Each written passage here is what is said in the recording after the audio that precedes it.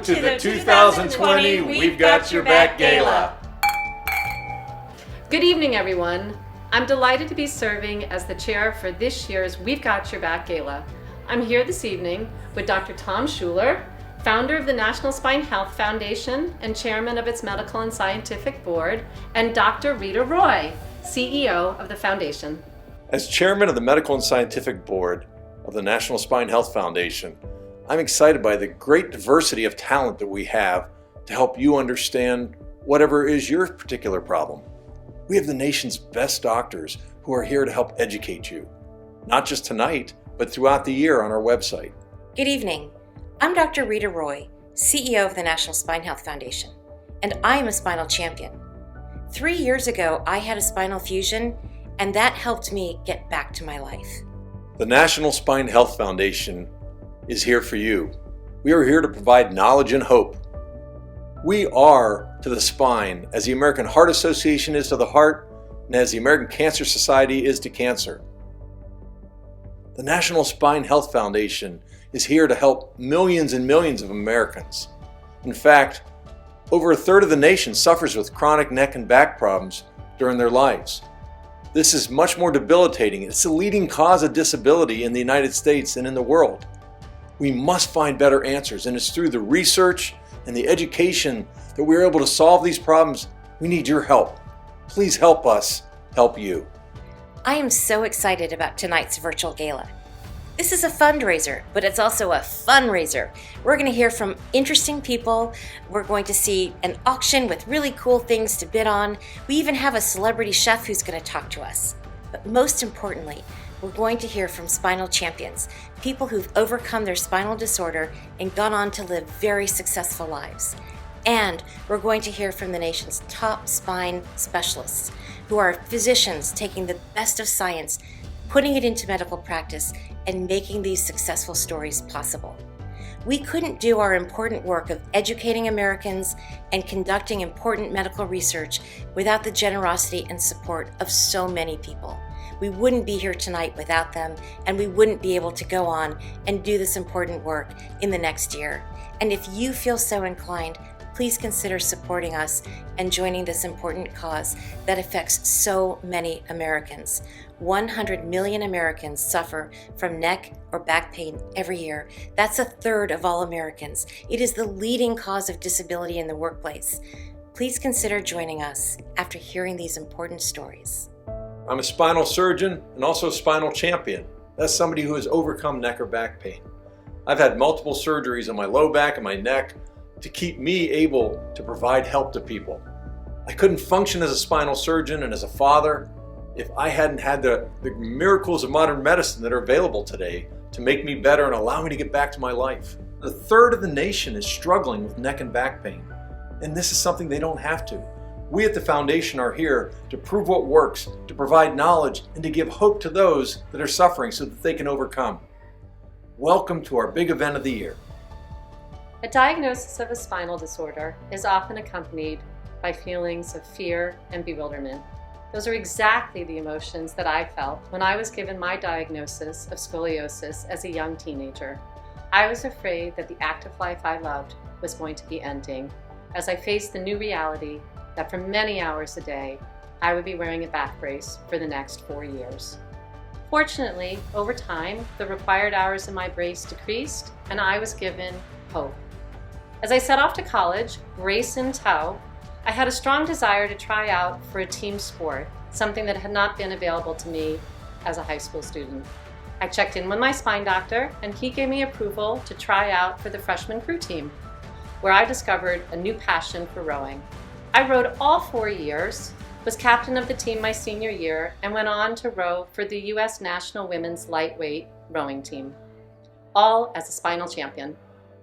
There may be some confusion about the need for an organization like the National Spine Health Foundation. Some people may ask, aren't there other health conditions that are more pressing?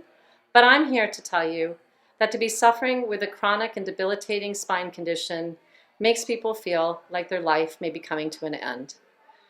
The work of the National Spine Health Foundation gives people a chance to gain control of their lives and to get back to spending time with the people and doing the things they love. The National Spine Health Foundation does this by publishing unbiased educational materials that expand and clarify treatment options, by conducting groundbreaking research, and by advocating on behalf of patients. The foundation gives hope.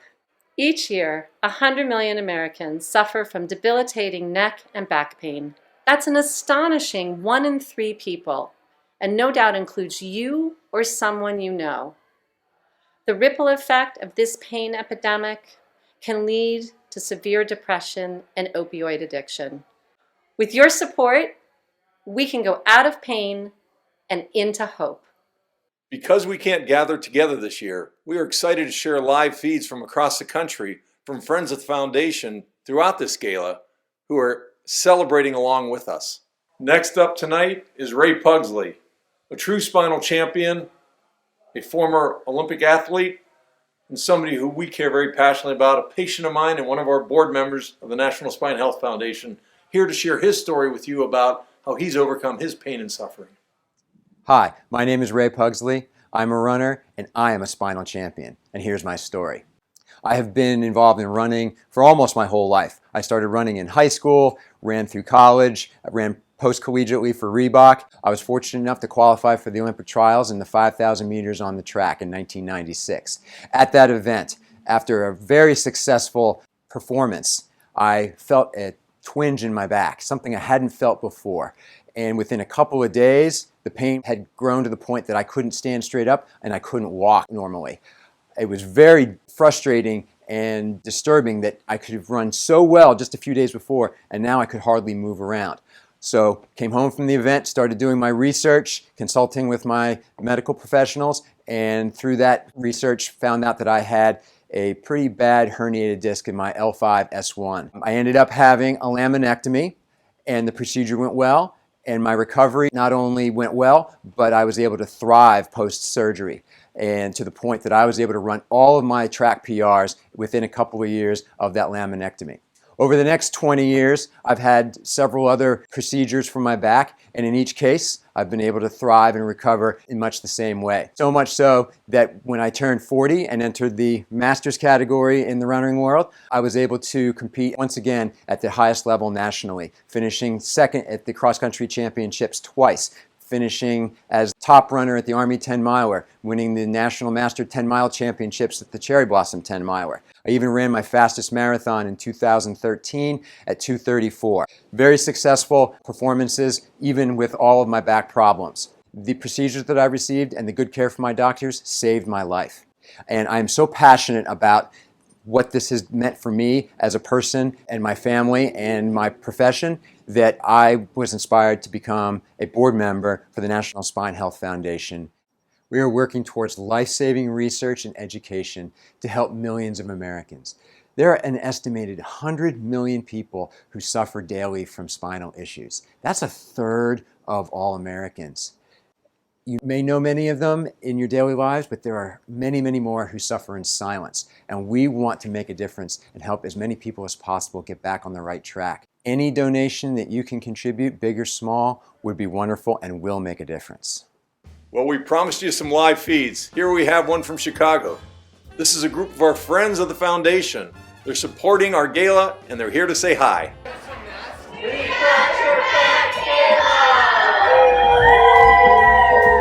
Scoliosis is a word that often scares people. But our next guest, Paige Frazier, shows that you can overcome scoliosis and still attain high levels of activity. Paige is a ballerina touring with the Lion King, and she's going to demonstrate the wonderful life she has in spite of scoliosis. Hi, my name is Paige Frazier. I'm a professional dancer, teacher, choreographer, scoliosis advocate, and the co-founder of the Paige Frazier Foundation. I believe in the mission of the Spine Health Foundation because I too believe in giving hope to those dealing with debilitating spine health conditions.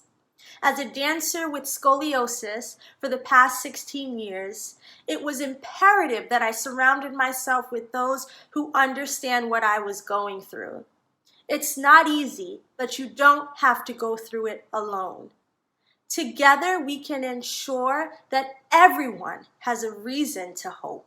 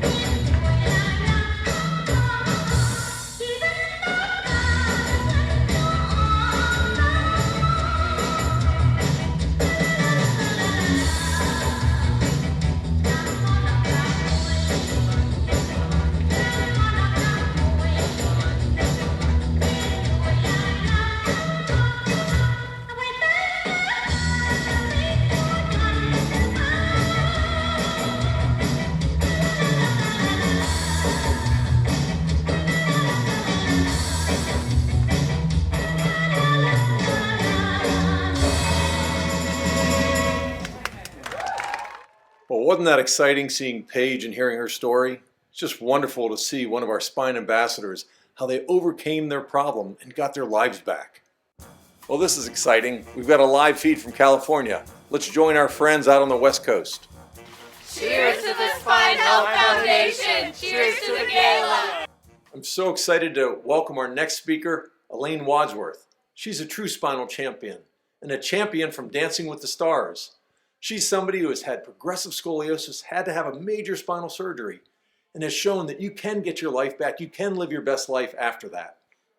Here's her story. Hi, I'm Elaine Wadsworth, a professional dancer, and I suffered with scoliosis.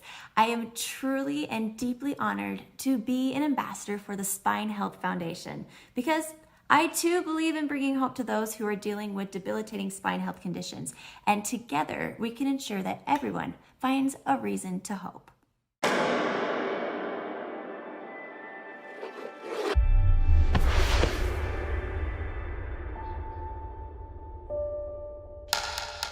Dancing. everything to me. I've known since from day one I had to have surgery. I had a severe case of scoliosis, and I knew at some point I had the choice to live or die. So I started doing the dancing stuff, of course, and that was like my way of feeling a little more freer and not feeling like I was stuck in a brace all the time. And then I received a full ride scholarship to go to college with my dancing. I competed worldwide, and I did Dancing with the Stars, which was like the most exciting thing ever. It came to a point where I needed to check to see how the scoliosis, the curvage, was holding up. And I met with a doctor, and he said, "You've got 3 more years before you puncture a lung," and that I could no longer delay the procedure. So we chose to do the surgery that would change my life. The day of my surgery, I remember meeting with Dr. Klatt, and he knew, and everybody knew, my story with my dancing. They decided to play music right before being put under, and he's like, "Let's just get out all the moves right now, because you know that your career, like, you can't be doing this stuff anymore." I'm like, "Let's do it." So he danced with me in the surgery room right before putting me under, and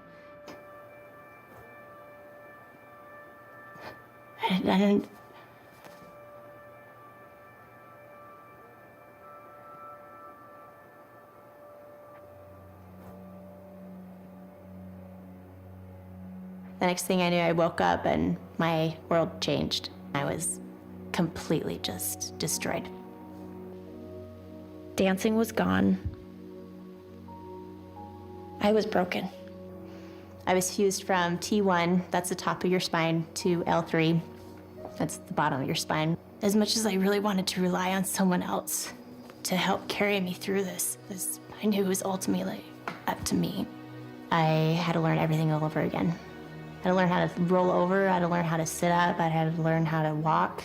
Every day was a major challenge. But after learning how to walk, it was 6 months of recovery. Also had to continue doing PT foot. In that time, I had an old partner come up to me, and he's like, "Would you be interested in doing an audition?" I'm like, "You know what I just went through, right?" Like, I decided to go for it. I guess I have nothing to lose. So let's see what I got. And my first competition, we did fairly well. It was just getting back in the movement. I continued doing the competition world, and then we decided to go for Worlds. And I remember semifinals came around, and we weren't even sure if we were gonna make it. And then we got called up, and I became a world champion. And people tell us, they're like, "We just couldn't take our eyes off of you." Every moment I step on the floor, I'm just extremely grateful for the opportunity, and I never thought that I'd be doing what I'm doing. There are days that just suck, and they're so hard. But crying about it or getting upset wasn't doing any good. So that's when I also made a decision of just, I don't have time for that. You know, if I want to continue doing what I love, you need to have that mentality of just survive. A lot of people tend to give up in life because they're suffering through pain.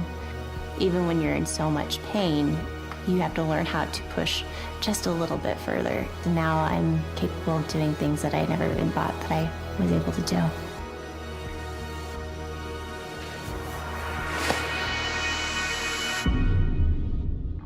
Wow, Elaine, that truly is an amazing story. The ability to overcome that major surgery, that spinal deformity, the scoliosis, and to get back to a championship level. Thank you, that is so motivating. Dr. Christopher Good is the Vice Chairman of the Medical and Scientific Board of the National Spine Health Foundation. I'm excited to have him link in with us here and share his thoughts. Good evening. I'm Dr. Christopher Good, a spine surgeon at the Virginia Spine Institute, and I'm proud to be a member of the National Spine Health Foundation's Medical and Scientific Advisory Board. It's really an honor to be with you all tonight, and it's such an honor to hear the stories of triumph and overcoming spinal conditions. And hearing from Jennifer and Paige and Elaine, all people who've overcome and dealt with scoliosis, and to hear most importantly, how individualized their different experiences are. As an expert in spinal deformity and treatment of scoliosis and spinal curvatures, we see that these affect different people in very different ways. And it's so important for us to customize a treatment plan based on an individual person and how it's affecting their lives. And this just goes to highlight the different types of treatments, overcoming in terms of physical therapy, strengthening, activities, even surgery, and using these different treatments to overcome spinal curvatures and get back to the best possible quality of life. And so again, I'd like to applaud these wonderful ladies and thank them for sharing their stories. I think it really serves as an inspiration for so many other people who are earlier on in their journey and trying to find the best way through. So thank you very much. Well, I'd like to thank Dr. Christopher Good, one of our medical and scientific board members, one of the best surgeons in the nation. His input into this foundation and tonight is just fabulous. Tom Walters is a Spine Health Ambassador and a doctor of physical therapy. He specializes in pain education, therapeutic exercises, and manual therapy. Dr. Walters also has quite an impressive following on Instagram. Hey, how's it going, everyone? Dr. Tom Walters here from Rehab Science. I'm really excited to be a part of the Spine Health Foundation's Gala this year, the virtual gala. And, I wanted to talk just a quick little bit about posture. So many people are at home, working from home, and sitting all day. And the interesting thing about posture is that we know now from the research that there's not actually one posture that's ideal or correct, and that might be surprising to a lot of people. And you'd see a lot of therapists and healthcare providers talking about, well, you've got to sit in this position, this is the correct posture. And the truth of the matter is, the postural position actually isn't closely tied to the development of pain. But what is tied to the development of pain is being in any one posture for too long. So the key is just to move more often. And so if you're working at home, the fact of the matter is you've just got to set reminders for yourself to get up and move and not be stagnant for so long.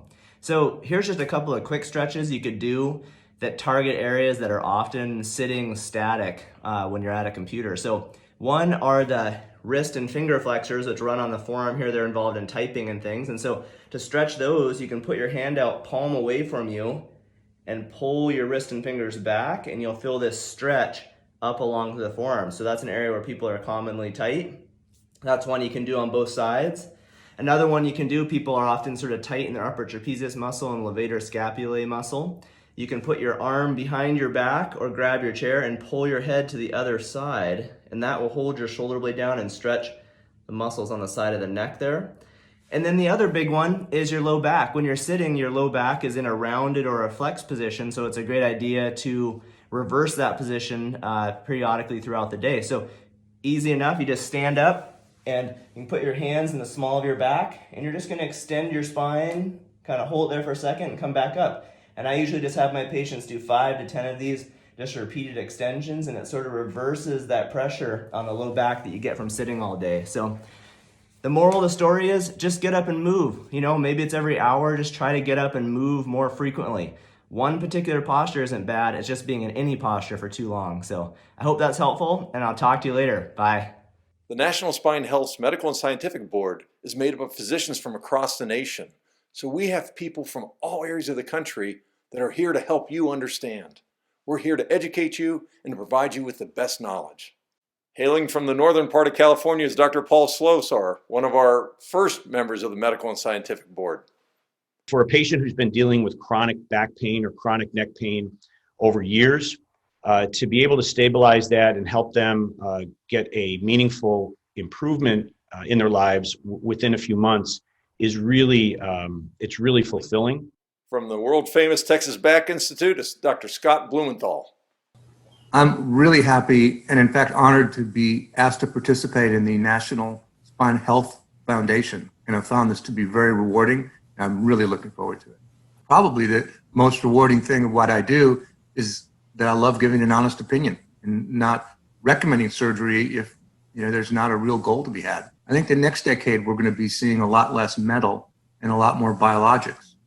And this is something that we're going to leave to the next generation of spine surgeons. We've already participated in 2 different disc regeneration FDA trials for different injectable materials to make the disc regenerate. We're not there yet, but if research continues, I think we're going to see that. Now I'm excited to share with you Dr. Rick Geyer, Tiger Woods surgeon, hailing from the Texas Back Institute. There have been many advances, which I've been involved with over the years, that show that there's hope for spine patients rather than just being afraid of spine surgery. There's many, many alternatives. And the goal of the foundation is to help educate and advocate for patients to get the best possible spine care for their particular condition. Dr. Shea Bess is coming to us from the Rocky Mountains, from the great state of Colorado. What patients want, how can we positively impact them, and then can we deliver that in the safest environment possible?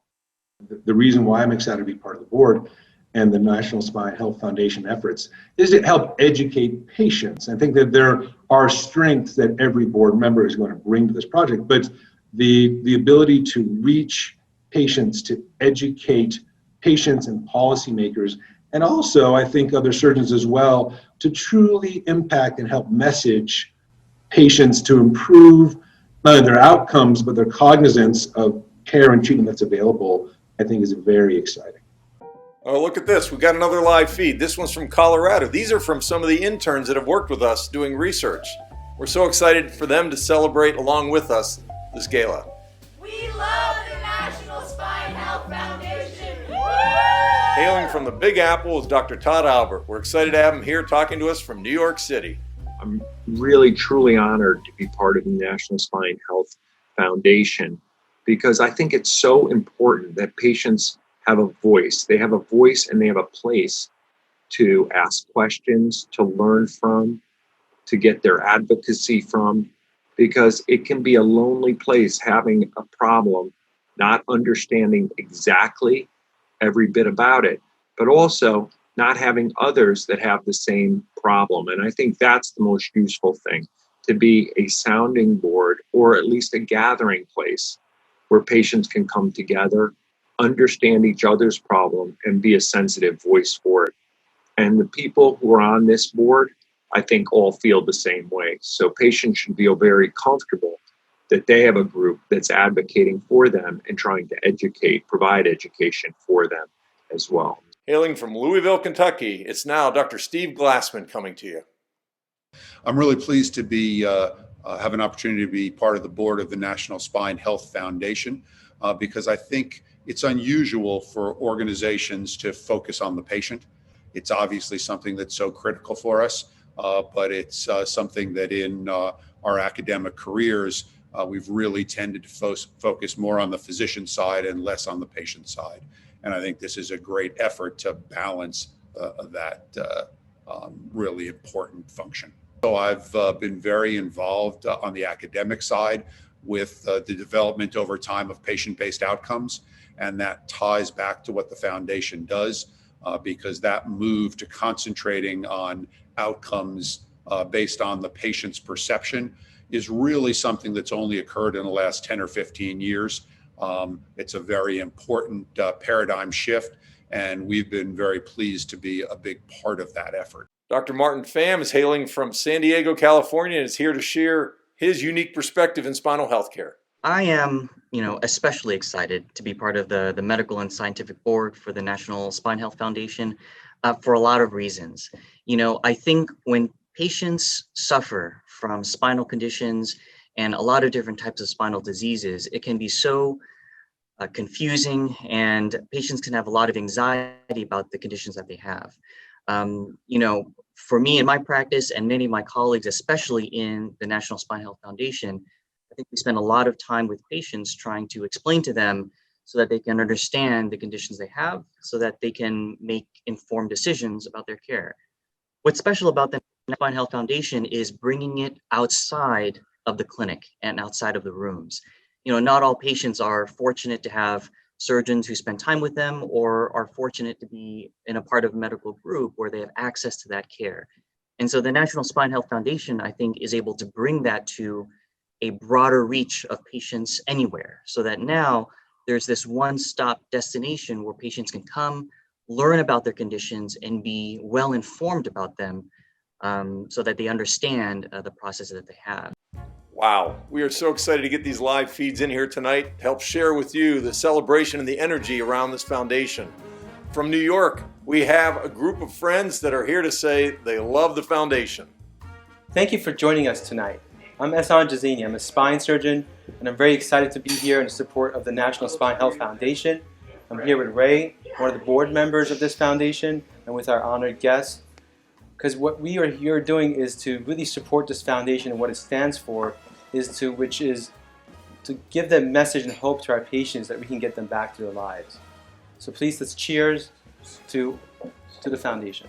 Welcome. All right, here. Thanks for supporting the foundation. We're now welcoming from Cleveland Clinic Dr. Tom Mraz. When I was contacted to be a member of the scientific board for this organization, I was really honored. Their overall mission is unique in that it is almost entirely dedicated to the education of patients. I come from a place where I believe that the mission of our community really should be to push forward to the extent possible the best care for every single patient. And I think this is a unique opportunity for us to use digital media and other media to really integrate ourselves into our own communities and extend the educational mission to those that matter most, and that's the patients. Next up is Dr. Jeffrey Gum from Norton Leatherman Spine in Louisville, Kentucky. It's pretty easy when you look at the list of folks on this board to get excited about it. So some of these are people that have been my mentors growing up and helped pave the way for me with regards to my spine career. So it's a great group of folks. It reaches all across the country, and we get along well. We all have a very common interest as far as pushing the academic and clinical dial in spine surgery. And so, it's hard to not get excited when you see a group of spine surgeons and folks involved, such as yourself, like this. And so that's the easy part of it. From a patient perspective, the thing that I think is really beneficial is if you look at it from a patient's perspective, there's not a lot of resources or information for them when they get scheduled for spine surgery or they're thinking about a spine surgery. The kind of lay population has a stigma around spinal fusions and certain spinal procedures, and there's not a lot of good information or good quality information to help comfort them and explain really what's going on. So I love the patient advocacy portion of it. I think it's a phenomenal resource that patients can utilize and help get more information from other patients. And it's a great conduit for them to learn really what's going on. If you think about them getting scheduled surgery in the office, although a lot of us like to pride ourselves on spending ample time with the patient to explain things, a lot of folks miss a lot of that information. Nowadays, during the pandemic, what we're finding, or at least I am personally, since we're not allowing a bunch of family to come in and trying to limit that, it's even more difficult for the patients really to grasp because they don't have a sounding board as there multiple family members here. So I think it's a great platform for patient advocacy. From the great state of Texas, we got Dr. Leonard Kabuli for you right now. While working with the National Spine Foundation, I believe that this is a great avenue and opportunity to allow physicians to interact with patients and get the appropriate and right information in order to get their spine issues treated. I think it's a great honor to be able to work with a number of very distinguished surgeons on the advisory board. And our hope is that we will be able to kind of push this information to patients and other physicians all over the country and hopefully even all over the world. In our profession for spine, we deal with a lot of patients who've had chronic illness and chronic pain, and unfortunately, some of the information that they've been exposed to is just not true, and they're hearing a lot of the horror stories from their friends and from their relatives, and it's really frustrating that they don't have a good avenue to get credible information. And so what you guys are doing, what the foundation is doing, I think is very advantageous or very helpful to patients as well as to surgeons. Now we're connecting you with Dr. Todd Landman in Beverly Hills, California. This is enabling patients a fantastic resource to access knowledge from conservative treatments to the more advanced spinal surgical treatments from physicians who have been specializing in several areas of spine care for their entire careers, who are leaders and have developed new technologies and been involved with this, as well as conservative holistic approaches as well, and providing from an A to Z approach for patients to become knowledgeable about their illness and what their options are. So one of my trademarks is what I call 4D health. It means the fourth dimension of health. As physicians, we need to factor in not just your anatomy, not just your two-dimensional MRI or CAT scan, but your three-dimensional you And what the fourth dimension of the patient includes, and the fourth dimension of your health, is time and lifestyle. The fourth dimension being time and lifestyle. So as we prescribe treatments, or I prescribe treatments, I'm thinking about, not about just getting you better right now. I'm thinking about, let's get you better and have a goal for 10 years from now and 20 years from now. Where are we going to be thinking in the fourth dimension over time? And what's your lifestyle like? Are you a couch potato or are you a very active person? And what kind of life do you want to live? And we make that goal together and make our clinical surgical decisions together, the patient and the doctor. And together we make these plans thinking about your future. And now we're linked to our board chair, the chairman of the National Spine Health Foundation. He's coming to us live from Washington, D.C. Good evening. I'm Brian Nault, chairman of the National Spine Health Foundation. I want to welcome everybody and my guests here tonight for dinner to our virtual gala this year. I'm so sorry that we can't all be together. We are all social distancing as we should, protecting ourselves, but I really appreciate everything that you're doing to sponsor what we're doing, and that is taking care of the spine. Thank you, Brian. I'm Rena Shaw, and I'm a member of the Board of Directors of the National Spine Health Foundation. I'm so glad you've tuned in tonight to help support our work. It's been a pleasure to be on this board the past couple of years. The work that we're doing is so important. It gives so many people hope, and I hope you found hope during this time.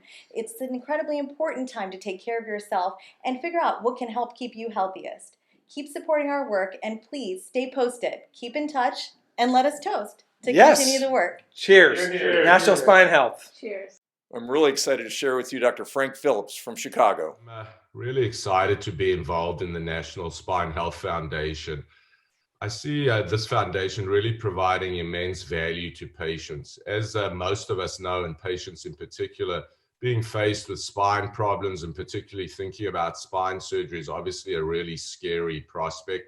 And there's a lot of misinformation out there that sort of adds to the fear. And I think having a foundation like this that provides credible information to patients and directs them to the right resources is really valuable when you're faced with these difficult decisions about your spine care and spine surgery. Also, I think the value is it really provides a spine community, a spine venue where patients and people interested in spine can go to and be assured that they're getting reliable, up-to-date, state-of-the-art information, often by real experts in the field. So I really see that as the value of the foundation. From the frozen north of Minnesota comes Dr. James Schwender. Well, I hate to see patients come in debilitated with pain, whether it's back pain or leg pain, but the look on their face and their expression in their post-operative care when they're recovering from their surgery, and ultimately when they have recovered from their surgery, it's great to see that. So that's still the favorite part of my job that I don't think will ever get old. Dr. Ron Lehman coming to us from New York City. Ultimately, one of the most important things we can do is educate ourselves and educate our patients because there's a lot of misinformation that's out there. Commonly, just as I saw office today, a lot of patients Google certain things and get some misperceptions. And it's very easy, I think, to go down the wrong pathway in terms of just information. And so I think at this point, really, information is power and knowledge is power. And I think it's an amazing thing that the foundation does to be able to get this information out, but also help us understand the needs of patients and the wants of patients and what really they're looking for as well. And so I think it's very bidirectional and beneficial for all involved.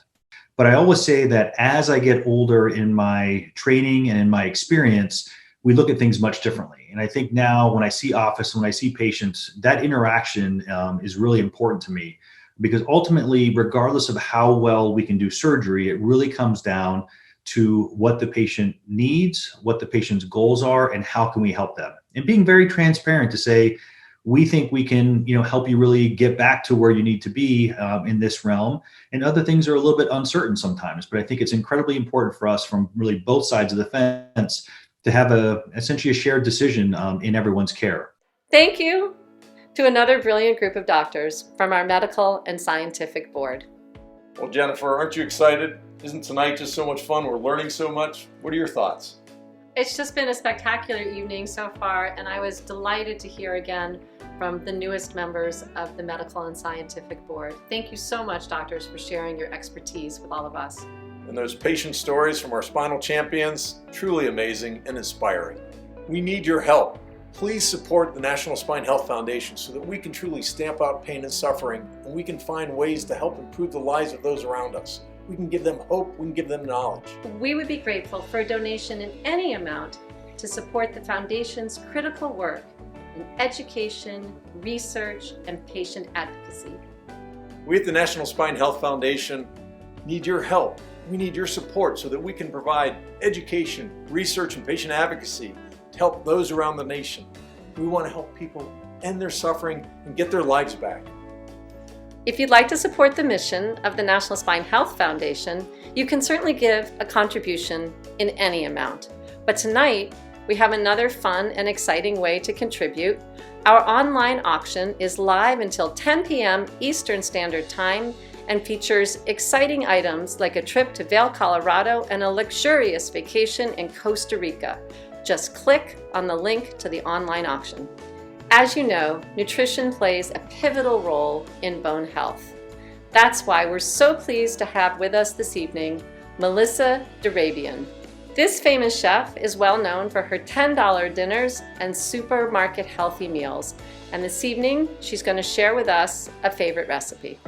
Hi, I'm Melissa D'Arabian. You might know me from Food Network or from my cookbooks or my book, Tasting Grace. And I am delighted to be here to support the National Spine Health Foundation. Thank you so much for all that you're doing to support this amazing cause. And I'm delighted to be here. I wish we could be in person for the We've Got You Back, Got Your Back. We've Got Your Back Gala. I think I want to add that in. Is that okay? Can we just add that to the We've Got Your Back Gala? That's how it really rolls off the tongue. So next time, let's hope that we can be in person. So I'm delighted that you're here.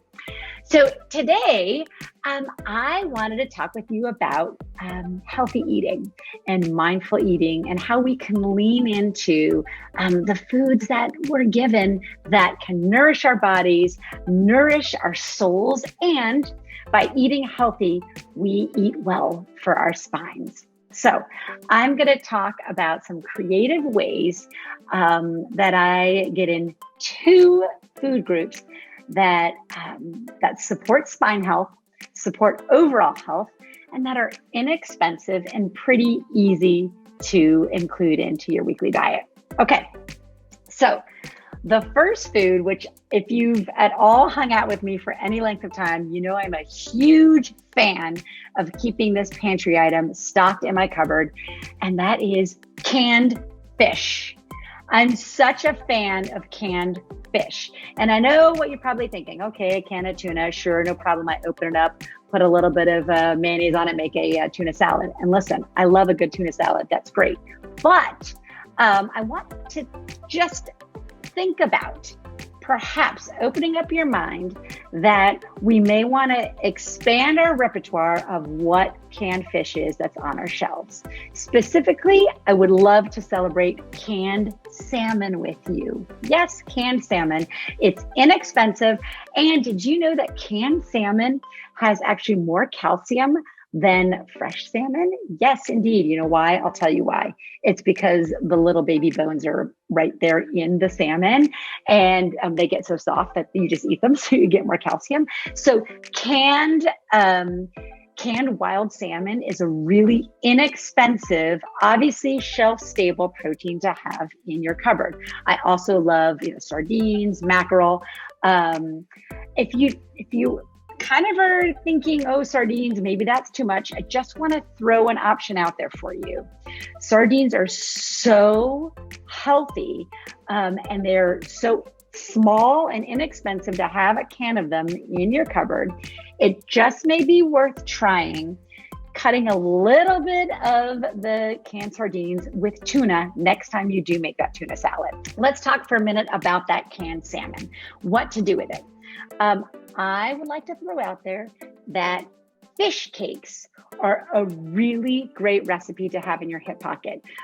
So think about kind of like crab cakes, except using canned salmon instead of crab. So basically, you're thinking about maybe a little bit of mayonnaise, a little bit of Dijon mustard, maybe some Old Bay seasoning if you like it, or you could go a whole other flavor profile, mix it all up, maybe a little egg for binder, and then you could add in some oats or a little bit of breadcrumbs to kind of keep it all together. And basically, mix it all up, create little patties, and bake them in the oven for 20 minutes or so, or until they're kind of like nice and golden on the outside. If you can get canned fish into your diet, I try to do it at least once a week. Let's move into dark leafy greens. I am such a fan of the dark leafy green family, and I'm going to include Brussels sprouts in that, even though they're not super dark, but they are, and the leaves are kind of small, but they're so healthy. So here's my first strategy for you with greens. Think about swapping out half of your salad greens, whatever you usually have, lettuce, usually lettuce, right? Think about swapping out half of that for something a little bit darker and a little bit more nutrient dense. I love Brussels sprouts for this purpose. And in fact, we do a lot of salads just with shaved Brussels sprouts instead of lettuce. Why? You're going to get a higher nutrient content, but you're also going to have a really high, in terms of vitamins, but you're also going to have a much higher protein count, because Brussels sprouts are actually surprisingly pretty high in protein.